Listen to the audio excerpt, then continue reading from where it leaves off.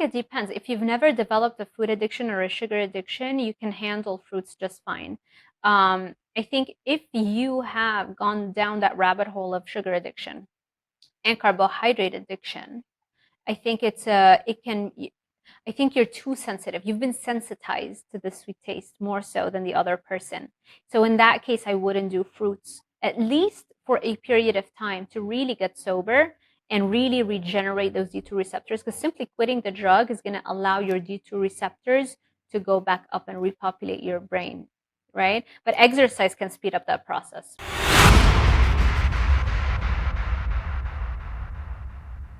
Welcome to another episode of the Matter Over Mind Experience.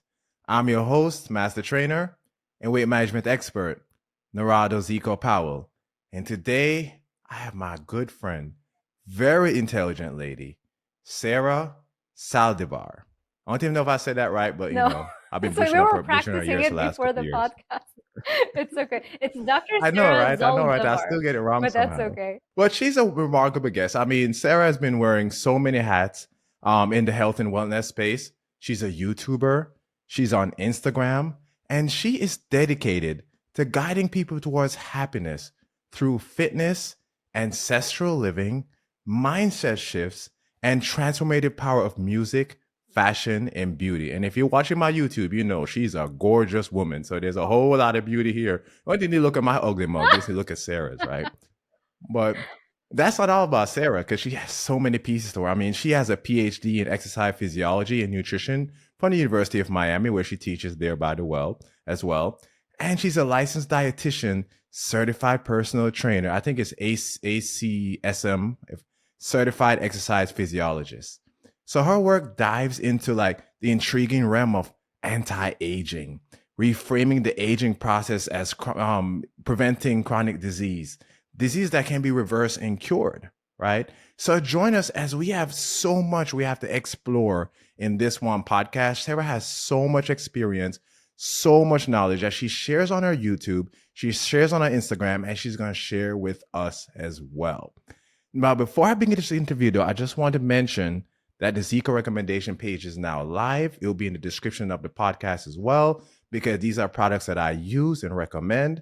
And you can also save some wonderful money on some fantastic products that can help you with your health, fitness, and weight management journey. Now, with that being said, Sarah, welcome to the show. Thank you so much for having me. Thank you for being here, my friend. Thank you for being here.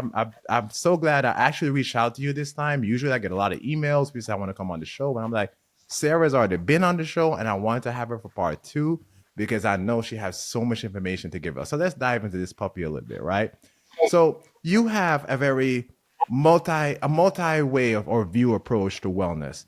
And you seamlessly integrate like ancestral living, mindset shifts, and modern fitness to help others find happiness. Kind of give us a description of that. Yeah, so it really all stems from my personal experience of battling sugar addiction, carbohydrate addiction, and acne at a very young age. And I did not really realize I had an addiction, even though I did my doctoral dissertation on it. But the denial is very real, and it takes a very long time to divorce yourself from that close bond you have with your drug and to really snap out of your denial. So even though I did a 7-year doctoral dissertation at the University of Miami on that specific topic, I still after that went on and I published a keto dessert cookbook. So it took a long time for me to really be ready to do that. And that was also around the same time where I discovered the carnivore diet. And throughout my whole education to become a licensed dietitian and then having a master's in nutrition and dietetics. And I was never taught about plant toxins, plant self-defense chemicals. And it was really just because I read Dr. Stephen Gundry's book, The Plant Paradox, that I discovered this whole other body of literature that exists on all of these plant self-defense chemicals, the aquaporins, the oxalates, phytates. I mean, we knew a little bit about like the phytates and the tannins, but it's like one tiny little segment, in one course in my bachelor's, and that was the end of that. And then just like 99.99% of what we're being taught as registered dietitians is, just eat all the fruits, eat all the vegetables, more grains, more plants, basically. So it took my own personal experience and that this experience with addiction, both personal and at an academic level, plus reading and coming across the carnivore diet to really kind of form my approach when it comes to health and fitness. So I help a lot of people, with my weight loss guides. I have a weight loss guide called Dopamine Body, and then another one called Dopamine Brain. So with those guys, I take what I use with my one-on-one coaching clients. And because not everybody can afford to work with me, obviously, one-on-one. So I wanted this information to be as widely available as possible. And there are a lot of people who just like to do it on themselves, like they don't need like this every weekly thing, or, they prefer to just get that information and just do it. So I put all this information in those guides, and it's all about how can I help people not only get in shape, understanding just the basic math of how many calories you want to eat, but also how do you actually stick to your diet? How do you actually stick to working out? Because it all has to do with dopamine. So that's another major kind of major focus of my work. How do you optimize and increase your baseline dopamine level? Because we all know cake is probably not the healthiest thing, right? People, they get type 2 diabetes, they get amputations, and then they still cannot stop drinking Coke. Why? Why is that? And we can say, oh, it's just an addiction. Okay, but like, then what? So I get it. Everybody has a very severe, or most people have a pretty severe food addiction. It's much harder to quit eating those foods than it is to quit drinking alcohol or heroin or cocaine, because it's constantly in your face. It is ingested internally. It starts from a very young age. It's cheap. It's socially acceptable. It's legal. And I've worked with so many clients who are like, yeah, and I quit alcohol, I quit cocaine, I quit heroin. It was all done like in my 20s. I quit all those things, but the one thing that I still cannot stop is the sugar addiction or the food addiction. So this is especially in like the brain guide, which is the dopamine brain, where I really go into the nitty gritty of how do you raise your baseline dopamine level in order to be able to overcome any addictive substance you have, in order to be able to overcome this pull towards drinking Coca-Cola, even though you know it's literally destroying your health, both physical and mental, maybe even your finances, because everything is affected by how you feel, because if you're in a food coma when you're eating carbs and sugars and junk food, you're not going to be as productive. You're not going to think very clearly. You're not going to have the same discipline, to be able to regulate your finances and achieve financial freedom, or at least just have your, financial life in good order.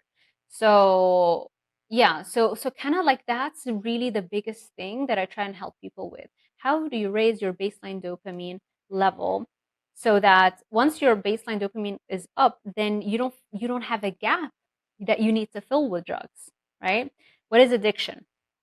Addiction is basically not enough of dopamine. It's not just the dopamine, by the way, it's also all the other brain chemicals, but all roads lead to dopamine. They all eventually lead to low dopamine levels and low dopamine receptors, D2 receptors, which are the proteins on the cell surface of your brain cells that dopamine has to bind to in order for you to feel the effects of dopamine, which is high energy, high motivation, mental clarity, productivity, fantastic mood, all those things that we want from dopamine. It's really about releasing the dopamine and then having dopamine attached to its receptor on the brain cell.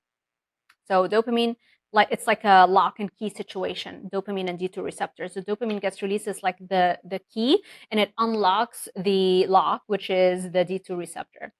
So anything that can raise the number of the D2 receptors is really what we're looking for. We're not just looking at ways to increase dopamine level, because if I eat a cupcake, I'm going to raise my dopamine levels. That's not what I'm talking about. I want my baseline dopamine to go up. That has more to do with the number and concentration of your D2 receptors. So This is how tolerance develops. When you start having an addiction to maybe alcohol or to, let's say, food, and if you can remember, if you have food diaries, you can see, oh, I used to just have like half a cookie and I was fine. And over time, it starts building up and you develop tolerance to that. And now half a cookie does not give you enough dopamine stimulation in your brain to hit the spot. So then it becomes one cookie, then it becomes two, three, four. And then before you know it, now you're eating the whole pack, right? And the way that happens is every time you consume something addictive, it destroys a certain amount of your D2 receptors. So it creates more of a gap. Your baseline dopamine level drops even lower over time. So as time goes on and as the addiction is still there, your baseline dopamine level, let's say, is here. If are people all gonna watch this, or is this gonna be on audio? Yeah, it's on YouTube. It's on YouTube. Okay, good. So let's say your baseline dopamine level is up here, right? Over time, it's going to start to drop and drop and drop and drop and drop. So let's say 20, 30 years into an addiction, now you have a much wider gap in your baseline dopamine level. Now, you need way more, a higher concentration of the dose of that drug to be able to regulate your mood. In all addictions, it really starts. And by the way, I know like a lot of people will be like, yeah, I love sugar, but I'm not an addict. Whichever way you want to look at it, if you have yo-yo dieting, if you're craving those foods, if it's hard for you to stop eating sugars and carbohydrates and foods that are addictive, then there's a scale, there's a spectrum, right? Addiction can be mild or it can be pretty intense, right? But at the end of the day, it's all on the same spectrum of addiction, right? So when you any addiction that you start, right? The first time you consume it, it makes you feel high. We don't remember the high we get from sugar because we got it at a very young age. We really don't remember how it made us feel. So, but if you look at other addictions that start later on in life, you can see like they'll get the high initially. The first few times they consume the drug, they're going to get the high. But eventually, every time they consume that drug, it's destroying the amount of D2 receptors on the cell surface of their brain. So now, the next time you need a higher dose to be able to activate whatever is left of your D2 receptors, because the frequency with which you activate those D2 receptors is also kind of similar to how much dopamine is activating them. So it's not just like, you know what I mean? So now when you increase the dosage of the drug, you increase the frequency with which you're activating the D2 receptors that are remaining in your brain.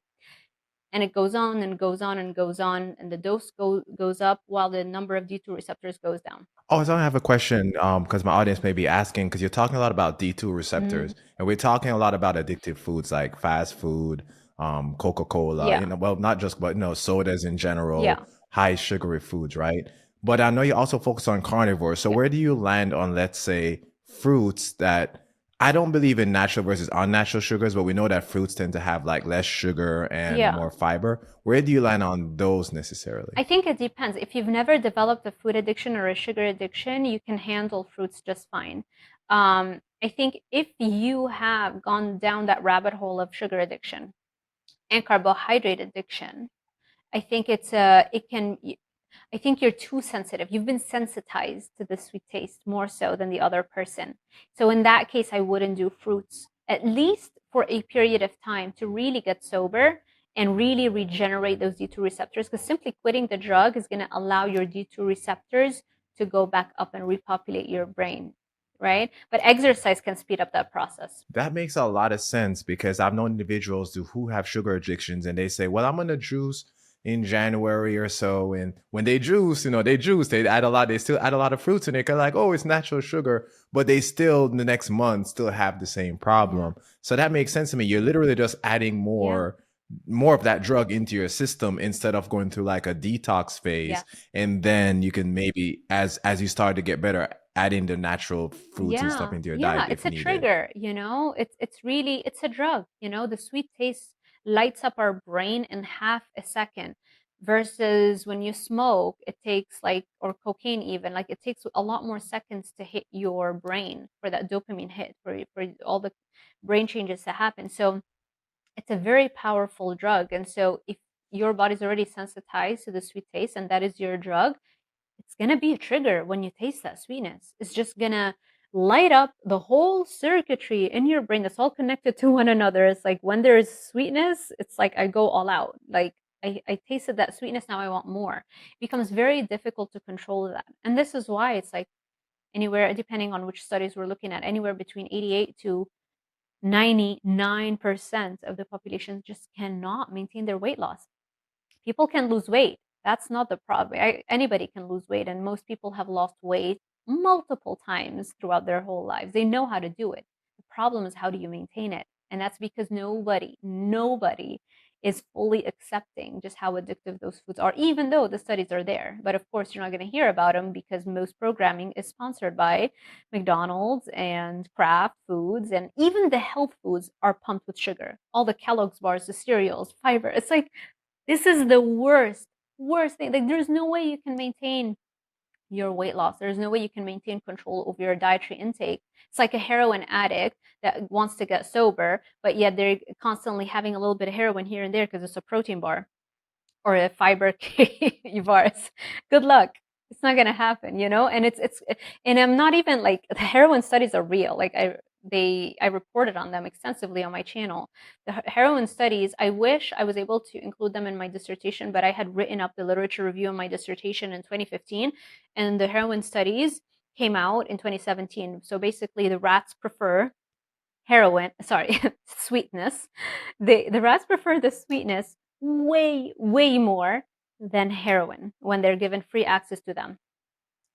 So most people know the studies comparing sugar and cocaine, right? It's like cocaine, sugar is more addictive than cocaine. Well, guess what? It's actually even far more addictive than heroin, not just cocaine. And I think the key thing that makes it more addictive, you hit the nail on the head, is it's widely acceptable.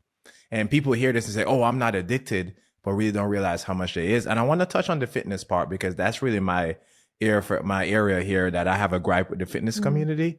For one, this whole calories in versus calories out, it has some validity to it, but you have to address issues like your addiction to sugar, your dopamine receptors. There's so much more. Your gut health, like there's so much you have to address. Your gut enzymes, like there's so much you have to address other than just calories. So like you're right, like people can lose weight and they lose weight just fine, but then they gain it back or more because they don't address the underlying issue. So I'm glad you talked about that because that's very true. I've had people say that to me a lot of times. Like, I know what to do, I just don't do it. I'm like, yeah, you know how to starve yourself and lose weight, but do you know how to maintain it Yeah. for a long period of time? Do you know how to look like Zeke or look like Sarah for the rest of your life? That's the question. Or your husband, 'cause your husband looks really good, by the Thank way.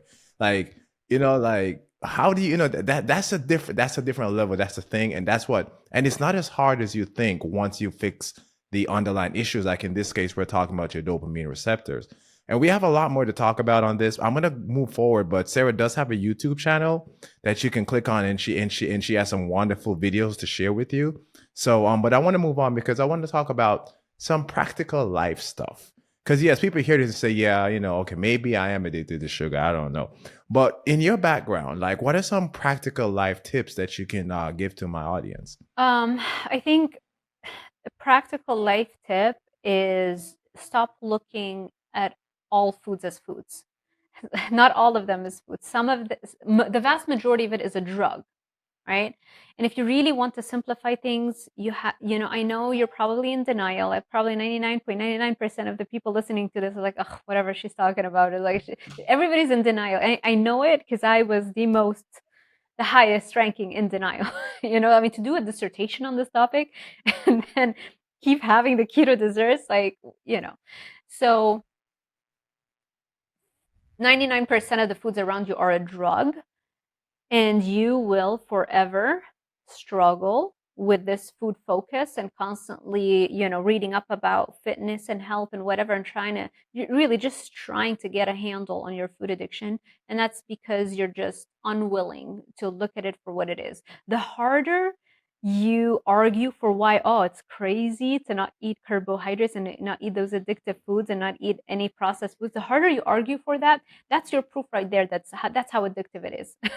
So do you want to stay in that for the rest of your life? What people like to do, they like to package it within a diet. The diet is just a way to manage an addiction. It's just a way to not let go completely. It's like, oh, but like maybe I'll do keto, but not carnivore, because at least with keto, I can do like the keto bars and the keto treats and the keto desserts, or things like that. It's really, I don't know. It is hard. I'll keep saying it like it is, although I try to minimize doing YouTube videos with addiction in the title because it doesn't get views. Nobody will click on that. You want to tell them fast, easy weight loss, or, also cardio or exercise, like anything that to train people to work out. Also, people don't want to hear it. It's like anything that's fast and easy and no cardio, that's what's going to get the views. So, you have to follow the algorithm, because if I just say the message that I'm telling you right now, but nobody's clicking on it, then what's the point? It didn't really do any, it didn't really benefit anybody. So definitely my most recent content, and I think you noticed that, like, my most recent content is definitely trying to be a little bit more entertaining, or trying to just follow the what people really want to click on, and then within that I'll drop some gems, but at least I'll have more people watching it. So yeah, I would say not all food is food. 99% of it is a drug. So you really want to be careful. You also want to raise your baseline dopamine level. And the best, most effective, most powerful way to do that is with exercise or anything uncomfortable, but none of the other things that are uncomfortable, like, cold plunges or saunas. Or I haven't seen solid data that translates into raising baseline dopamine. Exercise is just so much more powerful, because not only does it raise baseline dopamine, it also increases your endorphins, your baseline level of endorphins, which means the amount that you secrete when you're at rest, like when you wake up in the morning, all day. It's not just during the workout, it's 24/7. So you completely fundamentally change your brain. And so this is the where it gets really important. The higher your physical fitness level is, equals what your baseline dopamine level is. What does that mean? The faster you can run, for example, that means you now have a higher dopamine level, baseline dopamine level. Also, that means you have higher D2 receptor numbers. The heavier the weights you can lift, the higher your baseline dopamine level, and the more D2 receptors now you have just at rest or 24/7. It's like your normal resting brain now has more of that. And why? Because why would your brain create more dopamine and create more D2 receptors if you don't give it a reason? Dopamine is an anesthetic. So the more you put discomfort on your body, that physical pain of running or going up the stairs and just pushing yourself, it's got to be uncomfortable. It can't be a joyride. It can't be like, yeah, I'm jogging, having fun. No, it's got to be, what can your body do right now? And let's push it a little bit beyond its comfort zone, just a little bit. That is the signal to your brain to create more of an anesthetic in the form of dopamine. You see? So you have complete control over your brain chemicals, and that means you have complete control over any addiction you might struggle with.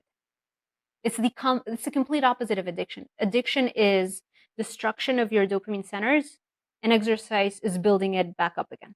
People ask me why I'm always smiling. Like sometimes I'm hanging out with people and like I just have this reel playing in my head and I just have this big smile and they're like, "Can you invite me to the party that's going on inside your head?" And I'm like, "No, I can't. I'm just having a party going on up here." I don't know, maybe because I weight lift and I run and I do crazy things in the gym, backflip with weights in my hands. Who knows? But maybe it has something to do with that. But I'm a generally happy person. Like Sarah known me for a long time. So maybe it looks like what she's saying is true because I have become a happy person since I've been Yeah. lifting a whole lot more and been challenging my body. I think I like what you said though. It has to be uncomfortable on a serious level. Like it has to be uncomfortable. You have to push yourself to that next level so your body can naturally do what it is designed to do. I absolutely love that. We have a couple more things, my wonderful audience, that we're gonna get into. But before we get into those things, I want to stop and talk about one of my favorite products, which is Perform from the Amino Code. Because remember, the Amino Code, their products are 100% science backed, built on amino acid technology that was first funded by NASA and then further refined through rigorous research and independent clinical trials. So, yes, Perform is an EAA, essential amino acid based formulation designed to improve muscle performance during exercise. And we're just talking about exercise, right? You want to induce, you want to lift some more weight, get those D2 receptors up, right? You want to exercise, want to push yourself through. enhance mental clarity and concentration, reduce fatigue and dehydration, and minimize recovery times. People use Perform in different ways because it does has caffeine, but not a lot actually. It's actually 60 milligrams per serving, even though I double up a little bit. And it has creatine and essential amino acid, a particular formulation designed by Robert Wolf himself to help you to get these results. And one of the reasons why I use it more of a pre-workout, and one of the reasons why is because, for one, I'm not just drinking a bunch of sugary drinks. That's going to go straight. We'll be talking about that as well. And also not just a lot of high caffeine because it's only 60 milligrams per serving, but the essential aminos and the creatine along with it gives you what you need to bang through your workouts. Because I've worked with a lot of people or seen people in the gym who are addicted to these drinks, and they're like, I gotta feel that hit. I gotta feel that hit. It's like cocaine almost. And I would tell them, I said, try this instead. Yes, you may not feel that immediate, crazy feeling you'll feel, but you will bang through your workouts and you will perform absolutely well. And that's why I love it. It is called Perform. In fact, the ingredients in Perform have been clinically proven to improve strength and physical performance in these trials. 20% increase in exercise completed, 22% increase in endurance, 11% increase in peak performance during exercise, and 10% improvement in cognitive function during exercise. And it tastes great. And something else, they also have all natural flavors, which is what I use, which are way better for your health as well. A lot less of the fillers on extra stuff that will go into a lot of the pre-workouts and all the stuff that you will buy out there. So check it out. The website is aminoco.com/Zico Health. The description will be in the the website will be in the description of this podcast. When you click on there, you see this handsome face just smiling at you. And you get 30% discount. 30% discount off their wonderful products. Okay, now we're going to talk a little bit more about anti-aging Uh, because About I what? really want to talk about that because that's something everybody anti-aging Anti-aging. Ooh. because that's something that yes, because that's something that everybody would talk about these days. Everybody wants to look younger. Everybody wants to look like Sarah over here. So the concept of treating aging as like a chronic disease is of course intriguing, right?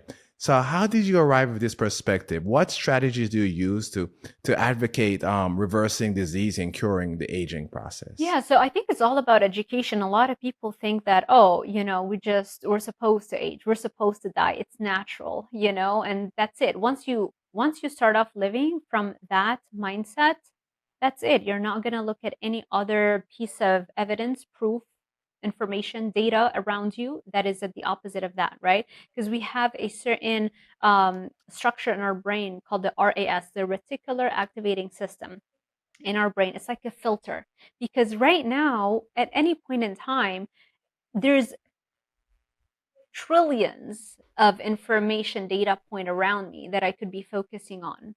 But of course, if I focus on all of them at the same time, it'll blow my mind, right? So I can only focus on a certain number of things. And so what decides what I can focus on right now? Why am I not focusing on the statue or the voice of this bird behind me or this light coming from the Christmas tree? Like, why aren't I focusing on all of those things and instead focus here? Because I'm telling myself I'm focused on this interview right now. So my reticular activating system filters out all unnecessary pieces of information and it focuses only on the things that I deem to be relevant to me. So if you start off with the belief, right, that aging is natural and you get sick and then you die, because we get sick because of aging for the most part, heart disease, cancer, everything, they happen usually at a much higher frequency as we age. Those are diseases of aging. And instead of curing aging, what are we doing right now? Trying to like, just focus on heart disease. Let's just focus on cancer. It's like, no, you have to treat the root cause, because everything that's driving it, like, there's one thing that's driving everything. Let's just focus on the root cause, which is aging. And there are a lot of mammals. There are certain species of shark, of turtles, whales that live hundreds and hundreds of years, like 500 years, 200 years. Why is it that we only live 80, 100 years or so, something like that, depending. The oldest living human was recorded to live to 122 years. And so if you start with a different mindset, all you have to do is just open your mind to the possibility that no, we have control over aging. And if you just put that thought, now your reticular activating system is turned on to anything that fits into that category. And all of a sudden, now you realize there's actually millions of studies that show just how much control we have over the aging process. We've already done the reversal of aging in mice models. Like we can speed up the aging process of the mice, and we can reverse it on demand. This is Dr. David Sinclair from Harvard University. This is old news. Now we're doing it. I don't know if the trials are ended or not, but he's doing the same thing on chimpanzees. And then, next step, obviously, human trials. This is why we do primates and then humans. And then once you start educating yourself, all of a sudden you realize just how close we are to actually reversing the aging process. Like this isn't maybe, it's already happening. The question is, are you going to get educated on it so that you're not left behind, so that you don't develop Alzheimer's and then you lose your mind because of the aging process, so that you don't die of a heart attack or get a stroke and then you literally become like just immobilized in a wheelchair, people having to take care of you. Like all of this is what aging really is. It just slowly degrades every single cell in your body, brain cell, liver cell, e- all your cells. It's not just like, oh, why go there? Why care about aging? It's like we have to care. If we care about suffering, if we want people to not suffer, if we want people to live happy, healthy, energetic lives, we have to care about aging. So yeah, I mean, there's just an insane amount of research, and it's like every day or every other day, like I get all the I have like all of the updates. I'm aware of everything that's being done right now, all the advances, and I just think it is so exciting to live in this day and age when there's a good chance that in the next 10 to 15 years, if you're still alive, you will have a ready supply of progress in medicine and anti-aging medicine, whereby it'll buy you enough time until newer technologies come on the market. So there's a good chance that in the 10, 15 years from now, if you choose, you could be immortal. And this is not me saying it. This is Dr. Aubrey de Grey, the one of the main. He's not with Sense Foundation, but he's like one of the main people who started Sense Foundation, which is very huge in anti-aging. He's like a very, very intelligent, genius researcher that works at the cellular level to understand, how we can reverse aging. Like he's one of the top leaders, basically. And I've interviewed a bunch of anti-aging CEOs and people in the field. Liz Parrish, she's the CEO of BioViva. You can go to my YouTube channel and watch it. It's really inspiring. I've interviewed the founder of Rat Festival. Rat Festival every year, they invite all the top researchers and scientists and everybody that's in the anti-aging field, and it's like literally people just sharing information, presenting the latest developments, networking, so I'm probably far more excited about that than about anything else, because what's the point of having abs, or like what's the point of anything if you're gonna die in 10 years? It's like, no, I'd rather really push the limits of how much longer I can live and just at least stay alive until I have a really good chance at not ever dying if I choose to. I think it should be a choice. That's some powerful stuff. I interviewed Dr. Rand McClain. I don't know if you're familiar with him. No. And Say the name yeah, again? he has a book on Rand McClain. Oh, that's strange. Randy McClain, but we call him Rand McClain. Okay. And he has a new book that just came out. And this I interviewed him before the book, and I need to have him on the show again. And he was talking about some of those developments actually that's gonna come out. And eventually we're gonna get to the point to where you can choose, you basically can live a long time, if not forever. And that was last year. And imagine next 15 years, how much more we're gonna Yeah. learn. So that's pretty interesting, and that's good stuff. And we're gonna as we more and more come out, those guests are gonna be on the Matter Over Mind experience. I know your boy is big, so people love me. I'm so I love happy to hear everybody. that. How's it The go? more people we can get energized and excited about this, the faster we can get all of these treatments, all of the results happening. Because right now, the FDA and our government does not classify aging as a disease. And so because they don't classify it as a disease, they don't dedicate funds to it. So this is all coming from billionaires and people with a lot of money who are a little bit well versed with what's happening. It's like, this is crazy. So let's fund those anti-aging researchers. This is what's really driving the field. So we need more. I want to talk about that because you talked about that earlier when you first started getting on it when about aging as a disease. Because I believe exactly what you believe, that every disease that we have is connected to chronic constant aging. Because a lot of time people think, oh, I'm type 2 diabetic, or oh, I have this pain, my knee hurts. Oh, it's just part of natural, part of aging, right? And I think there's a mindset problem with that. So can you talk about that a little bit? Yeah, we shouldn't accept it. It's just about not comparing yourself to the average. Don't compare yourself to the average person, right? It is not okay as we get older to have all these aches and pains and all of this loss of vitality. It is not okay because we know that, at least just from a diet standpoint alone, if you go carnivore, 99% of these ailments will go away. The aches and the pains, skin issues, the weight, because obviously the carnivore diet is probably the single most sober diet on the planet. You're not eating anything addictive whatsoever.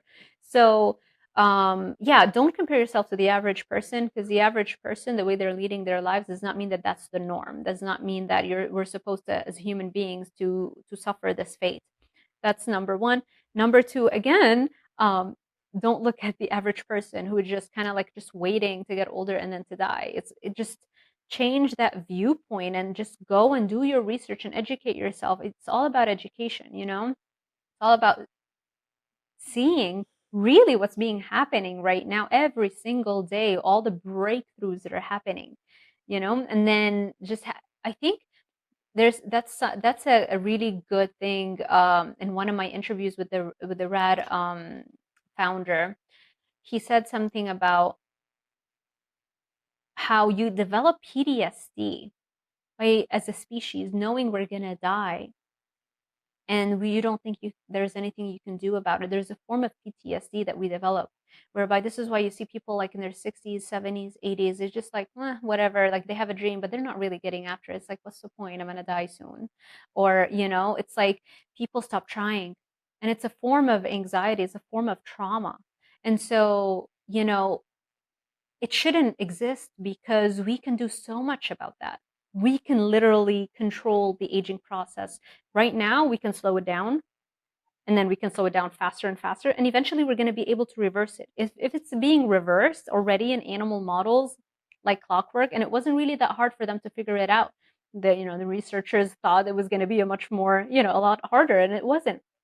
So just knowing that, and having that hope, and being engaged in the field, start a YouTube channel, start interviewing anti-aging experts. We need more people. We need this message to reach as many people as possible, so that funding is poured into it, so that we can have a much faster trajectory and a much faster progress in this realm. Because everybody's going to benefit from it. The craziest thing to me is like a billionaire who's not literally being obsessed with anti-aging. It's like, you're not taking that money with you.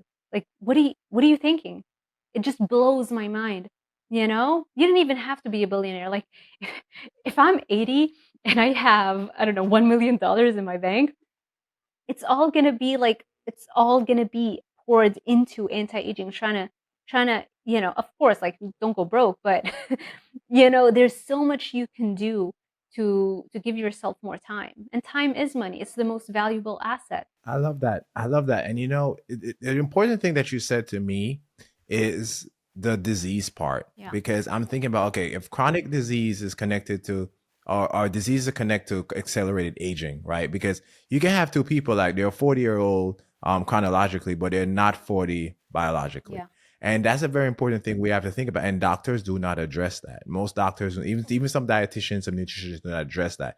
And the aging is really, like they're talking about the dopamine receptors. To me, addressing the aging, which is connected to oxidative stress, chronic inflammation, and so many other things, addressing that is like addressing the underlying factors, and not just saying, hey, let me give you some medicine, which, by the way, may age you more Right. because of what's in them, right? So it's so much we have to unpack, and there's so much we have to learn. And as people watch my show, I've had many shows on it, but I'm gonna have more shows on it as time goes along, because we're constantly aging faster than we're supposed to is a big problem. And now we're getting to the point that we can reverse it or maybe even prevent it. And that is absolutely groundbreaking.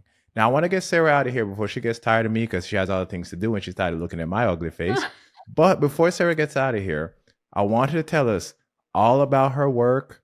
How can we get in touch with her? I know she has a YouTube. Drop your links, your shameless plug. Give us all that, Sarah. Yeah, thank you so much. Is it Zico or Zeco? Zico, come on, you know me, man. Zico. You've known me for how long now? It's Yeah, I Zico. know, but I usually see it on Instagram as opposed to hearing you say it all the time. Zico, okay. Thank you so much for having me. I always have a blast coming on your show. Thank you everybody for listening. But yeah, you can find me very easily. If I don't know if they're going to be able to see my name on the screen, but it's Dr. Sarah with an H, Zaldivar. And that's my website, drsarahzaldivar.com. You can find my guides, dopamine body for the weight loss guide, teaches you how to calculate your calories. It's mainly geared towards keto and carnivore, because it's actually so much easier to stick to those kinds of diets, especially if you struggle with addictions. But you can still use the part about how I calculate the calories for my clients and what is the methodology that I use. It's all in that book. There's a shopping list, all that kind of stuff. And then there's the dopamine brain guide, which focuses a little bit more than dopamine body, actually a lot more. It's the whole focus of dopamine brain to look into the brain's baseline dopamine level and how you can control it and how you can raise it once and for all so that you're not constantly living in a state of depression, this mild depression that people go into when they take away a drug. Like that's why relapse rates are so high, because they're not targeting the root cause of that addiction in almost all rehab centers. I did not realize the power of my dissertation on this topic because the dissertation that I did was on the effect of high intensity interval exercise on sugar addiction. So it's like exactly what I ended up really being known for, and it wasn't something that really clicked in my head until eventually I realized that that's what did it for me. That's what really helped me with my sugar addiction, carbohydrate addiction. So yeah, it's easy to find me, and on Instagram at dr.sarah with an h.zaldivar, and that's it. Perfect. And I'll make sure her links are going to be in the show notes. I didn't think of the show notes ahead of time, but I think I'm going with zikahealth.com/Sarah Saldivar. I think I got it Yes, right. you did. Saldivar. Zaldivar. Okay. But the show notes, the link is going to be in the description of the podcast. I think it's going to be actually two because I think I just had it Sarah Saldivar in the first one. But anyway, the show notes are going to be in the description of the podcast. Click on there, learn more about Sarah. And you can also, sorry, I should say Sarah. You got my name wrong, got your name wrong. Apologize for that. And yeah, learn about her work. You get access to her YouTube, her Instagram, so on and so forth. Then we also follow each other. We follow each other forever on Instagram, so you can connect either way as well. And with that being said, thank you for listening. Thank you for watching. We're out for the day, fam.